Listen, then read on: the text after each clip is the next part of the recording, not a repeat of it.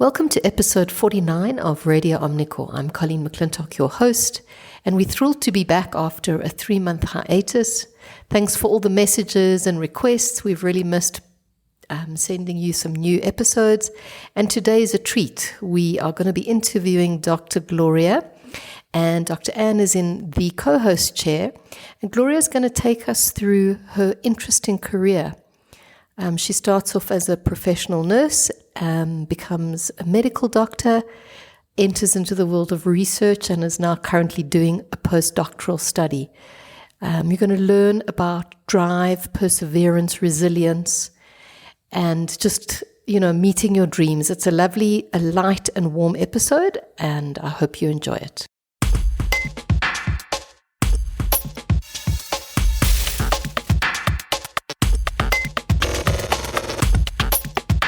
So, welcome ladies to episode 49. It's so exciting to have you in the room. Dr. Gloria and Dr. Anne, my co-hosts today, and we're here to talk about inspiring career stories. And Dr. Gloria, that is what you epitomize to both Anne and myself. And we conspired to put you in the room and interrogate your every decision and your journey, because I do think it's a very, very inspiring story. So welcome and thank you for making time. We know how incredibly busy you are. And welcome, Anne. Thank you. And I'm so delighted to be in the same room as Dr. Gloria. We have walked a journey together a few years, and every step of the way, I'm always in admiration of what you've achieved and how you have achieved it, and just to share that story with other people who may draw inspiration and comfort for knowing that they're not alone in this journey, and that there are people who've been through this. So where did it start, Dr. Gloria? So thank you both, Colleen and Anne, for the opportunity to be a part of this podcast. I think it's not very frequent that one gets to stop and reflect. I do that a lot with my coach, Anne,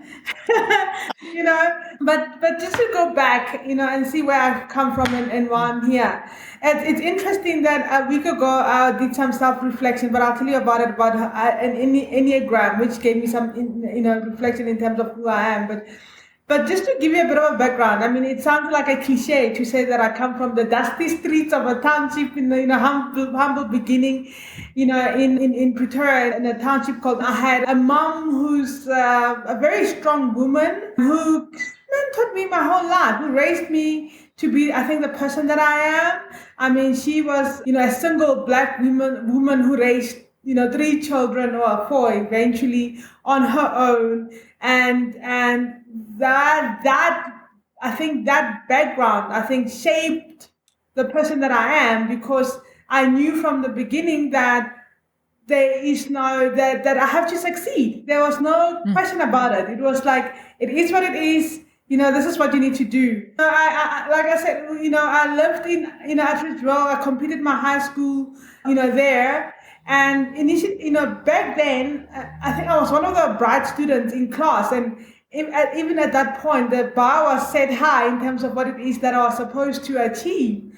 And, when I finished matric in 1991, a long time ago, I knew then that I wanted to join, to be a doctor. And I had applied to universities. Unfortunately, I didn't get accepted, into medicine. And, then one of the I ended up in the Free State in one of the universities, and I was going to do some BSc course, which was a bit strange, because my mom was like, well, they didn't accept you, but you're still going to study anyway. So she put me in a car and she took me to the Free State.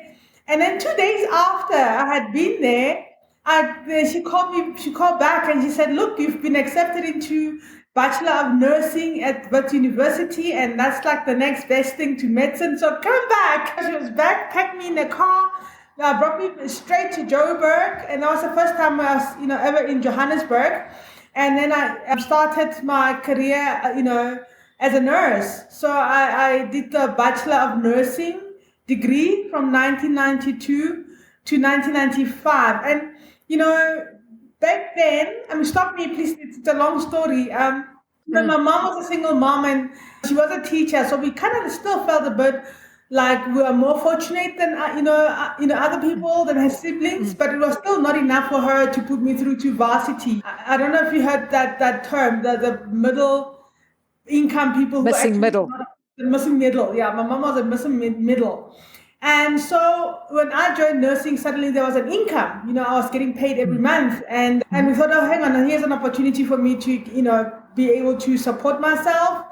But it's still in the back of my mind, it was like, yeah, but this is a diversion into medicine. When I finish first year, I'm going to reapply. But I was getting an income, getting comfortable, and then, then we thought, what, it's a degree, why not complete it, And so I carried on and I completed it in 4 years' time. It was a 4-year degree.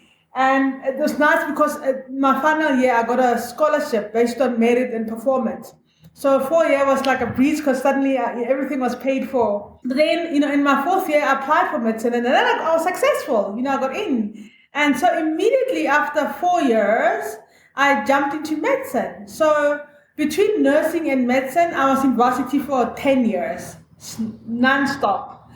And during that time, I gave birth to my daughter when I was in 4th year, in 4th year nursing, in the first year of medicine. I fell pregnant and again, my mother she was like, well, yes, I know you've got a child, but I will raise this child. You will continue with your degree. So I literally, I remember I was in a class of anatomy. I went, then it was an Easter break. I went home, had the baby, came back a week later. So I carried on with medicine and then I qualified in 2001, again, record time. And after that, I went and did my internship at what's now George Mukhari Hospital. And then I came back to Joburg for my community service. That's when I met my current husband. And then I decided to specialize, like everyone else, when you finish, your internship and ComServe, you want to specialize. And then a couple of months into that, I think there was a combination of factors. I was burnt out because I've been in varsity for over 10 years. Sure. I had met my husband and, the pressure at work was just, as a medical officer at Chris, but you can't do anything else but just be a doctor. And then the pressure from work as well was just, mounting up. And I wanted just to, start a family with my husband. And I kind of felt like if I carry on, there'll never be time for that. So I resigned from there. I was a pediatric specialist. I was doing pediatric peds as a specialty. So I resigned. And then I went to the mines. Yeah. And I call that my hiatus months because I went into this environment which was very comforting, as opposed to the almost hostile environment that I had been in before. Well, this place was comforting. I had a great boss. I managed to have my wedding then, and then I had my, a second child. I had a group of friends, and it was amazing. Those 4 or 5 years that I was there. But then I had itchy feet because when the hospital manager would go and leave, I would stand in as the manager. And then I thought, hang on a second, I can do a bit more than just be a doctor, I have leadership qualities in me. And so I decided to apply for an MBA. So I applied for an MBA and I got accepted at Gibbs. And the challenge was that, here I am, I've got my eldest daughter, and then I've got my middle child, and, I'm married. And I can't, it was fixed hours, and I needed a place where I can work shifts instead of fixed hours. So I quit my job, and then I registered for the MBA on a part-time basis. And basically what I did was work, put myself through my MBA. Yeah. So I still had to have a job. So I decided to join an organization called CHAPS where I was circumcising. So wow. Yeah. So during the day I would be circumcising, doing locums, and in the evening I'd be attending class. But let me tell you, before that, I put myself through medical school because then I didn't have scholarship. So I continued working as a nurse, and I would literally work at night as a nurse, a nurse, and then during the day, and then attend classes during the day. So it wasn't something new for me. I was used to that kind of a lifestyle. I never had weekends off. I was working night and day, literally 7 days a week, every single day for months. And I mean, I ask myself now how I did that. And so when I started doing my MBA, I was like, okay, now it's back to that. We work hard, we're used to this. In my second year, the MBA was over 2 years. In my second year, I fell pregnant with my last child. And again, it was like, oh, it is what it is. Where you come from. It does not mean that you quit. I had a lot of people saying, no, why don't postpone your thesis, take time off because now you have a small child. I was lucky that my husband was very supportive. So here I was with a small child, pregnant with a small child, studying with my second child on my lap, pregnant, and my other child. And just making sure that we push on. So when I finished my MBA, and I remember when I went and got my thesis, I had my baby in my lap because everyone else actually wanted to do a story. I had women within, GIBS who were kind of like, all the pregnant women were being referred to me like, just ask Gloria how she did this because somehow she pulled this off. So that essentially is the background of the story of my life until I got to where I am right now. Yeah, maybe let me stop there. Wow. So tell us where you are right now. So right now, immediately after MBA, I decided to join an organization called VITS, Reproductive Health and HIV Institute. And back then, you come from MBA, I thought, I'm just passing through this organization. It's an NGO. I'm on my way to a pharmaceutical company because that's the career trajectory of a doctor who's got an MBA. I wanted to get to a pharmaceutical company. So I got interviewed here. Luckily, the person who was at the interview was one of my colleagues from PEDS, when I was specializing. I thought, okay, let me just hang in a bit here. It seems like a nice place.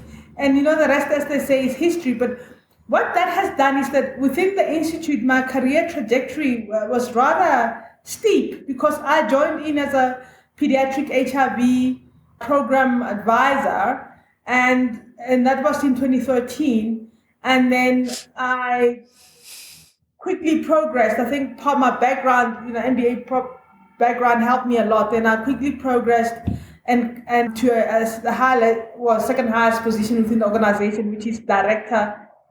Reporting to my boss, who's the executive director. Yeah, so I'm a director of one of the major programs within the institute. Wow.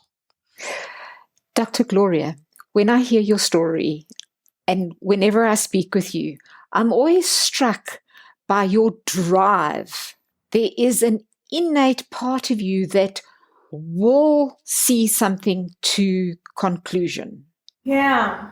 Can you talk a little bit about that drive? When I did that self-reflection a week ago, I found out that I'm an Enneagram 7. I'm an enthusiastic visionary. But I'm also what they call an SX, which is someone who's passionate and who just constantly changing and evolving oneself throughout. And then I kind of like explained my track record. I'm driven when I'm passionate about people. And that drives me. I believe in the bigger purpose. I'm here for a reason. I'm here to make a difference.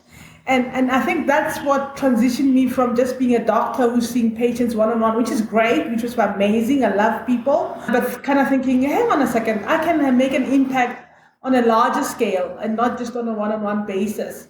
But I've been driven by the passion to just help people, to uplift people. It sounds naive. You can't solve, the whole world. It takes a lot of people to do that. But for me, it's like whatever bit that I can do, to make the world a better place, that's fine. Even if it's, at a small scale or slightly larger scale, that's okay.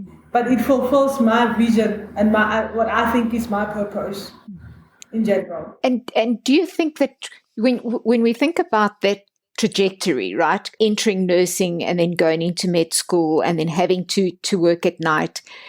What do you think held it together for you? So the purpose now, when you look back, you think, yes, my vision has been about people. Do you think that vision was there? Was it? What helped you through those challenges? Because in telling of your story, I'm sure that there were many challenges that you experienced through nursing, getting into medicine. And it could have been very easy for you to say, I've got my nursing, I'm going to stay here and, let me just give it up. I've already been rejected so often. What gave you that courage to pursue?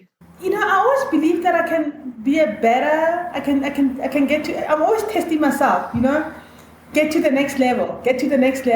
Because, and that's part of my, I get bored at a certain, when yes, I'm a nurse. That's fantastic. What's next? Improve myself to get to the next level, to kind of prove that even for a Black woman, the sky's not the limit. It's in here. It's in here as well. And so I'm just testing boundaries, pushing the boundaries. But I think what also kept it together was the support. And I told you that my fierce mom, and then I was fortunate to marry a person who, and a Black man who was understanding of the fact that I'm driven. I need this, and they held it together for me so that I can go and do the things that I wanted to do. Yeah. So Dr. Gloria, it sounds like your purpose has different levels, because there is this purpose, obviously, as a clinician, and you are making a real impact. But then there's this purpose as a role model, that you're just breaking their stereotypes and you are just going out there and showing it and inspiring people that you can do more. And I wonder which of those passions or purpose statements are closest to your heart, or they're both just as important. Yeah.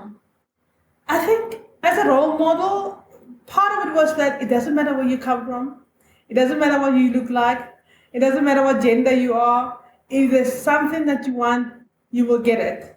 And that's another thing that I wanted to prove to myself. I mean, I guess I don't need to prove anything to anyone, but just to show people that just because you come from a humble background does not mean you give up on your dreams.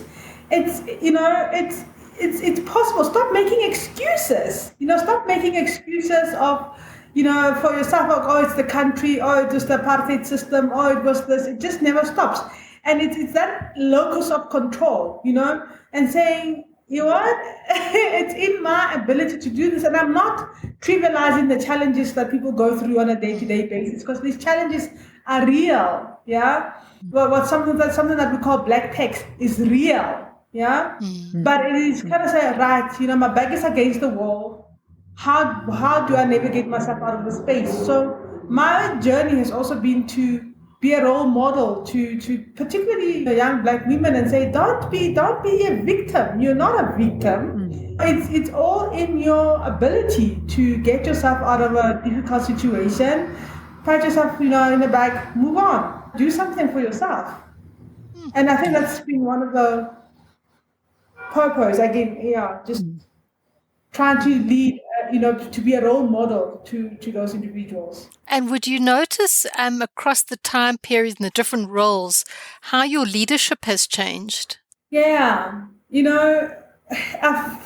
through coaching, dealing with issues, because one of the biggest challenges that I've had, and just put it out there, is I've had the self-imposter syndrome. Sitting in a boardroom, being the only Black woman in the boardroom, thinking, why am I here? Do I deserve to be here?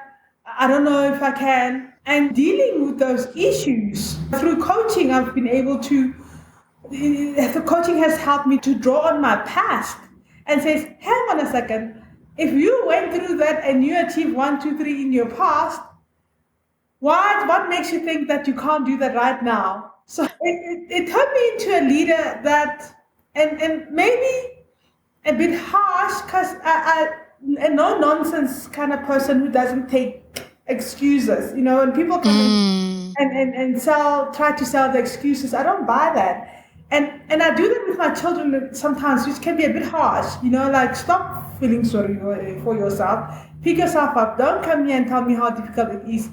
It's your drive. It's your personal drive. But at the same time, it has helped me especially with maturity, to nurture people, to realize that you need to hold people. You can't just, if someone is coming, to me and they're going what they're going through, my role is to also nurture them. So I've been kind of like, I think, hopefully balanced, that we say, stop the nonsense, don't, make excuses, but at the same time, how can I support you? How can I provide? And I've been accused of being too like mothering sometimes, which is maybe for lack of a better term. In that, I mean, Anne knows that I've had a lot of separation anxiety from the teams that I've mentored before, because they would literally, I would hand over the project to someone else, but the team would still come to me and say, listen, we're having this problem, we need your advice, we need your support. Because of that leadership, they could trust me, and they would know that, yes, of course, I don't take excuses, but at the same time, I try to be fair and honest, I guess. Yeah. And I think to add, to build on a question that Colleen has now raised about where's your leadership changed, specifically as a woman, you would have seen vast changes from when you were nursing to when you became a doctor to the mines to where you are now. So how have you seen the change in addressing women in leadership, in how perhaps you've been addressed or how you've seen other women in those roles being addressed? Yeah, there's several things to it. One aspect is women taking on this queen bee syndrome, the chosen woman, and therefore I'm here and no one else must, invade my territory and so forth. And I've been very careful to manage that, to use my role, my leadership to uplift. I've been treated kind of like, I felt like there were many times where I've had to prove myself because I'd be in an environment, male-dominated environment. And the minute I walked through the door, the perception was, oh, she's like, I would be boxed in a certain way. And this is not even by black and white men of all races, just men in general. The perception would be like, she doesn't belong here. She may be here to serve tea, and I'm here to. No, they never said that, and I got that from everyone else. I know you're shocked. There were times when I went home and I cried, and I said to my husband, I can't go back there. And then I realized, then I had to draw within my inner strength to put my foot down and say, hang on a second here. I have every right to be here. Yeah, I'm here by merit. I'm not here because I'm a pretty black face. I am as good as you are, or even better. Yeah, that has helped. People would stop and respect me for doing that. And I've had the best of friendship with men after that, because they were like, "Ooh, this one, don't mess with her." And that's how I've literally managed these difficult instances. That taught me the assertiveness to stand up for myself and say, listen, this is who I am, this is how I expect to be treated. So deal with it and then move forward. Yeah. So the next question I have for you, Gloria, speaks to in those days when you were a nurse and you were working with doctors. What is it that you would love doctors to understand and know about the role of a nurse and that interplay and that relationship between those two, the roles of doctor and nurse? I do want to put a little bit into perspective. Colleen speaks from first-hand experience because she was a trauma nurse in her prior life. So this is also, something very close to her heart, if I may add that in. Yeah, Dr. Gloria knows. I know that very well. So being a nurse helped me to be a better doctor. It's as simple as that. I was a better doctor because I was a nurse before. Because being a nurse helped me to be more intuitive to patient needs. Yeah, I was able to respond better to patient needs. Yeah, so I wouldn't, if I could go back, I wouldn't change it for the world. I would still go through it that way because it helped me to be human. It helped me to be compassionate. It helped me to be empathetic.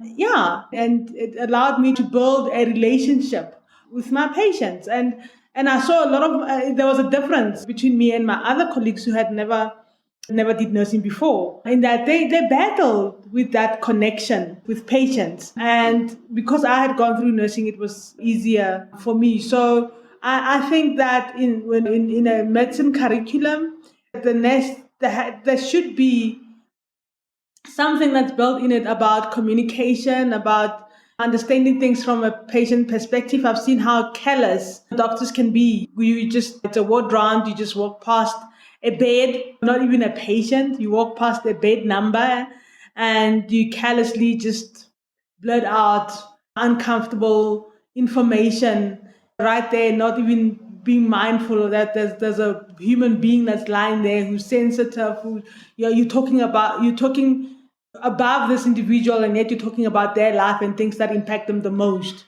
I had to learn to kind of like, hang on a second, some privacy. Privacy is a big thing that we were taught in nursing. Respect, giving people time to process. Simple things like holding people's hands. Us nurses did that a lot. I was able to do that. Just kind of like, yeah. So that helped me. That's the message that I would send to doctors, that remember that this is not just about diseases. This is about people. This is about human beings. Yeah. The one thing that I'm burning to ask, and I'm going to contextualize this, it's got to be located in the current generation and the current world that we're living in, social media, 120 characters, instant gratification world. So my question is that you did not give up. You pursued, you were dedicated, you were committed, you were driven. But in those 10 years, to build to being qualified and to get to where you wanted to get to, there were sacrifices that you made. What were they? Part A. And part B, what advice would you give this feeling, this prevailing feeling that it's instant? Your success is instant, Dr. Gloria. I wish it was that instant. But the sacrifices were significant, so to speak. I told you that as I was during medicine, I was a nurse. And so I had to work to pay off my fees. The trade-off was that I had no personal time, no time to go out, and I was either working. It was a huge, at the time, it is what it is. And I know I wouldn't ask anyone, I don't think it's fair to ask anyone. We talk about work-life balance. You shouldn't do that. So I wouldn't go out there and say, I think it's great that you just work and have no time for yourself. But that is the situation that I was dealt with. I had to do that for me to reach my goal. And so in the back of my mind, it was, I'll get there, and when I qualify, it'll be okay. Then I will. And then also, because you have so little time to yourself, the moments that when you do make time, when you're like forced, let's say varsity is closed or something like that, you make the most of it. So I would spend more time with my family because that was the only time that we had, because otherwise then I would have to disappear.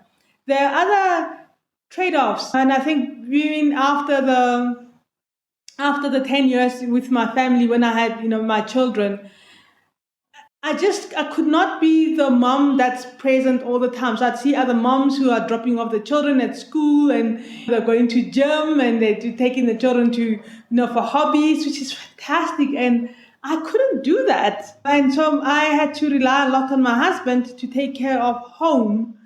Which sometimes in my mind I'm like, is this hurting my children that I'm not home as much as I should be?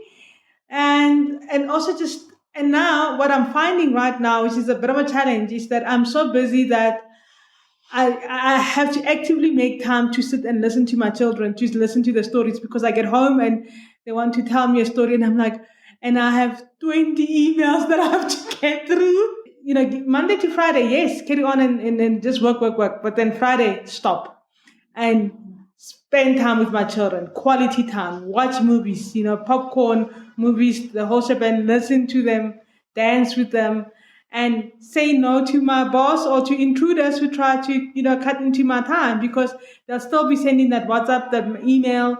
And I'm like, no, I don't respond to emails over the weekend. I'm sorry, that's family time, and that's that. And yeah. Anne was quite interested in understanding how do millennials and not to stereotype, but this new generation who are saying, actually, there's more to life for me than just giving it all to work. They seem to be bringing in a different element into the workplace, which I think, I'm not saying it's right or wrong, but I think it's an interesting shift, and employers now have to listen, right? Because they're 70% of the workforce. So work-life balance for me is just an oxymoron. It doesn't exist. And we set ourselves up for failure when we tell people, well, often in coaching, I'll get the brief, please, will you help this executive? They need to know how to find work-life balance. Well, that's not going to happen. So it's more work-life integration. But just a bit of a segue also into, at this point, is to say, well, what keeps you up at night in your current role? I know about the itchy feet. I know about your mother who says, stop faffing. So what's Gloria's goals and where's she going next? It's called Climate and Health. It's brand new. I don't know a lot. But hey, I want to learn. So what keeps me up at night is figuring out how I'm going to crack this one and how long it's going to take me to get to the other side being the master of it, mastering it and, knowing it so well. So it's something new. But I just want to go back to your point about millennials. You're right. And they don't necessarily have to do the things that we did, to get to where we are. Life has changed. It has changed. And maybe we have, something to learn from them. Of course, instant gratification has its own challenges in that you don't learn. Because for me to be here, there's certain things that I've had to learn about how to cope with challenges, how to deal with them, And so I've built that resilience, perhaps, maybe that's the word, throughout the years, that says, okay, remember 10 years ago when your back was against the wall, how did you react? Get back into it. Whereas I think the disadvantage of being a millennial who wants instant gratification, you give up too soon. And you're like, oh, well, it's not working out. Let me go do things. But I'm fascinated by the new millennials. I'm fascinated by the new things that they bring to the table. I'm fascinated about how work, we shouldn't be defining work the way we defined it years ago. Like I said, I'm in Enneagram pension. They don't need that. They're all about instant gratification. It's not necessarily a bad thing. And so there's some live for now because we don't even know what's going to happen tomorrow. But that has its disadvantages, I guess. But there's another challenge that you've set yourself. Do you want to share that one? Yes, I'm a PhD candidate. How crazy is that? I'm passionate about community health workers and reaching out people in the community. And I think I choose the topic that I choose because of who I am, because of my background. And I think, again, going back to nursing, because now it's about how do we help the communities to uplift themselves? What is a model that could work to uplift communities? How do you get a community health worker to knock on the door, make sure that everyone in that household, all the children are immunized, spot gender-based violence. If there's someone who's living with HIV, they're able to get them tested and refer them upstream. So, but now because I've joined the Climate Health Directorate, I'm also looking into climate health. How can community health workers support adaptation and mitigation approaches to support people who are vulnerable, who are going to be most vulnerable as a result of climate health. So I have a protocol that's constantly evolving. I mean, I had a deadline now in April to submit, and it looks like I'm not going to meet that deadline. Yeah, but that's essentially the topic of my PhD. I know you said at the beginning your mother was your role model, Gloria. She taught you how to be strong, how to just never give up and never make excuses. But is there anyone else that you looked up to that helped you get to where you are today? Oh, I mean, I describe my husband as a pillar, but I must say that, my current boss, and I've been fortunate to be in the leadership of women, who are very wise. My boss right now, she's the pusher. She came up as a competitive achiever in the Enneagram, and we could all see why. But she's the one now who's get to the next level. This is strong, So, but she does that she's hard, but she also has a side that, with compassion, that's like, how are you? How what's going on with you? At the same time, don't forget that PhD. We need to get that done. So of late, she's kind of been my role model. She's achieved a lot in a lifetime. and I look up to her. But there have been other women in my life, colleagues back from nursing. In fact, some of them are retired, and we still have the relationships even now, and they've also, been there, so being very supportive. I still call Mama, hey, they're not they're Mama. I'm going through this, and I would give them a call, and they would encourage me. So I'm also a very spiritual, person, and I think that has also carried me, So I believe that, God has been with me every step of the way. I completely, I don't think that I would have achieved anything if God had not been by my side. It's been such a privilege to walk alongside you and to share the spaces where we think through things, and just that valuable coaching space, really, because it's been a learning for me too, to be with you and to have that insight into what drives a person. For someone like me, it would have been easy for me to be cocky and say, I've achieved so much, and therefore, what is this coaching? I can fall back on my coping strategies from before. But the last few years going through coaching have been so helpful for me. It is a place of self-reflection. It is a place where I manage because it gets lonely at the top, but it's a place where I can be vulnerable. It's a place where I can self-reflect. It forces me to think back and say, okay, hang on, you've forgotten 1, 2, 3. So thank you for that, Anne. Thank you, Colleen. I mean, you've been there right throughout the entire process. Certain issues, then I move to the next level with Anne, and then the next level and the next level. And it literally follows my career path. It deals with the issues as I get to that stage, then it deals with those issues. So it's something that I completely appreciate, and I would strongly recommend people to have a coach that you can liaise with on a regular basis. Yeah. Thank you, Omnico. Thank you so much for listening all the way to the end. We really hope you enjoyed the episode. It would help us a lot if you subscribe to our podcast on iTunes and Apple Podcasts. Give us 5 stars if possible, and check out our website, www.omnicore.co.za. You'll find our previous episodes and other blogs and helpful resources. And we look forward to connecting in the next episode.